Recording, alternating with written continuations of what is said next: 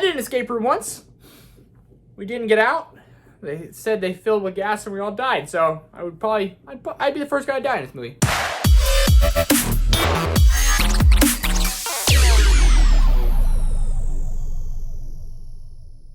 What is going on, guys? My name is Trevor. Welcome back to my channel. Today we're talking about one of my most anticipated movies of the summer, Escape Room 2 Tournament of Champions. Join me down below in the comment section. Were you guys excited for this movie? Have you seen the first one, and are you going to be checking this one out this weekend? Before we get into the review, if this is your first time here, make sure to hit that big thumbs up button for me and that big subscribe button for me so you don't miss any future videos. But right now, Escape Room 2 Tournament of Champions. Let's do this. Backstory going into this, my girlfriend and I are actually a big fan of the first one. It came out in January. We weren't expecting much, and we actually were very surprised on how entertained we were. We both enjoyed that one quite a bit. When I found out we were getting a sequel, I felt like this could be kind of like a new Final Destination, new kind of Saw-ish franchise, and that's what this one seems like it's kind of going to be, or maybe starting to set up with maybe future more movies to come. With this one, it really picks up almost right where the last one left off, and something about this film that I actually appreciate it. We have like a whole recap of the first movie before coming into this one, because parts of that movie overlap into this film, so it felt like when you're watching a TV show, they have like the previous line, and they gave like a whole season recap,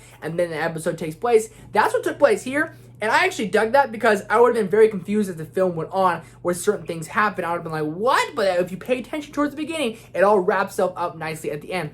Also, in a movie like this, you're kind of expecting almost like a beat per beat repeat, and at times we feel like we have that, and it's very similar in the tone we have and going into the games and going into this escape room, so it's very similar in that way, and characters are getting picked off one by one. But something I liked about this film is that the games were completely different. These rooms were almost impossible to get out of, and now we have people who've all played the game before, so everyone has their weaknesses, everyone has their strengths, and they all utilize that, and they all build that on top of one another. Also, this film has some really good plot twists in throughout it, so by the time you get towards the end of the film with the last couple survivors and these big plot twists start tweeting in, I'm not gonna lie to you, I got chills. I got excited. I was like, dude, this can set up for more movies to come, and I hope we get that. It's a little bit familiar to the first one, and at times that could probably bother lots of people. The story, I wouldn't say, is necessarily all that strong. The script might not be the most strong, but our characters returning are Zoe and Ben, and their chemistry works really well for two actors who aren't big names in Hollywood. I feel like they do a really good job in this film, and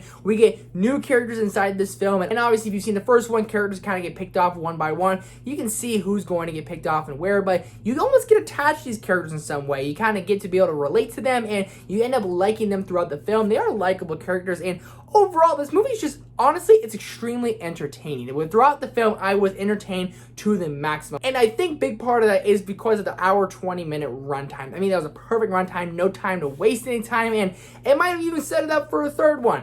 I'm down for it. This is going to be like a Final Destination or a new kind of Saw franchise. I am game for it. The rooms and the kills, they were all not necessarily gruesome, but they were more intense than the previous film.